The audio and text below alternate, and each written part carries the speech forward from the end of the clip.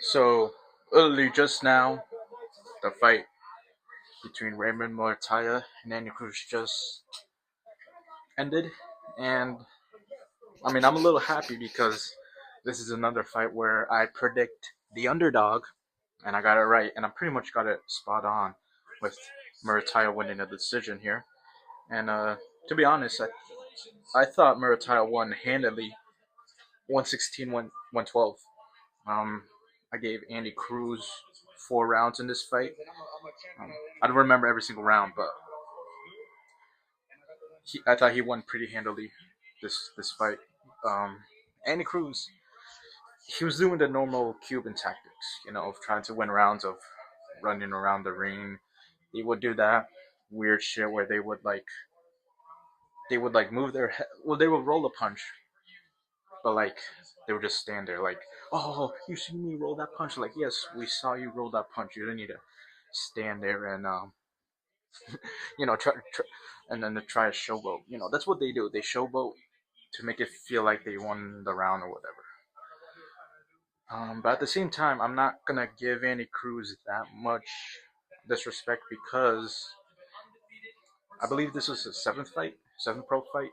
You know, this is what we should like as boxing fans. Boxers being able to go in there when they're young, having like what 5, 6, 7 fights. If you're ready, if the fighter is ready, then just throw them in there. And Andy Cruz, he came up short, but at least he gave it a go against a world titleist with Raymond Muratalla, which I want to apologize to Muratalla because I feel like I disrespected him a bit. Not on YouTube, but when he was first coming up, when he won the IBF title, I thought he was gonna lose immediately, and I honestly thought he was gonna lose this fight. But until earlier this week, I actually looked at the fights, looked at the film, and yeah, I just knew Muratalla was going to beat Andy Cruz. Andy Cruz not ready, or not ready in the terms of like Muratalla. Muratalla is just a different animal than like Antonio Moran or something. So very happy with Raymond Muratalla. I'm glad he did that work. He gave that Cuban that good work and good performance by him. Again, I thought he won pretty handily. 116, 112. Next, I mean, Raymond Muratalla right there. Hopefully they can fight. Who's in there? Oh, Abdullah Mason. That's a good fight right there. Raymond Muratalla and Abdullah Mason unification match. Easy. You can come on, top rank. Even though you don't have a network, you don't have money. Surely you can make that fight right there. I think Raymond Muratalla versus Abdullah Mason is a very good fight, and that would prove to be the best welterweight, not welterweight, lightweight, because Shakur isn't fighting no one. So why should Shakur be recognized as the best lightweight when he isn't fighting anyone? These guys right here. I mean, honestly, Muratalla has a better win at lightweight than Shakur. Maybe, honestly.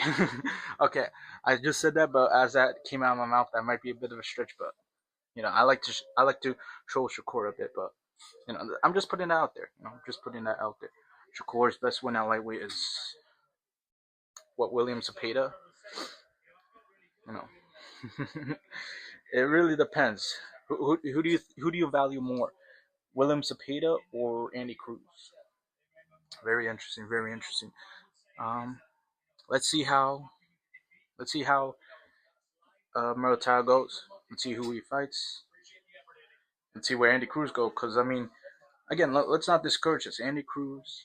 I showed him a bit, but Andy Cruz, he fought a guy like Muratalla in a seventh pro fight.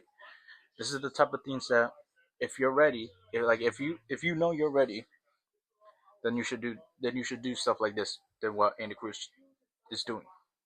Go straight into there when you're ready. And Andy Cruz, I applaud him for that. So I think Andy Cruz should just come back. I honestly think Andy Cruz will be better at 130. The only reason why he's at 135, I said this before, is because they wanted to get him these fights with Keyshawn and Shakur, but they were never going to happen. They were never going to happen. So I feel like just bringing Andy Cruz down to 130, I think he'll do much better at 130.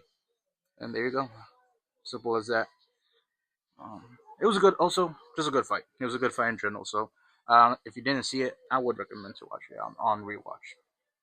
Anyways, that's it for now.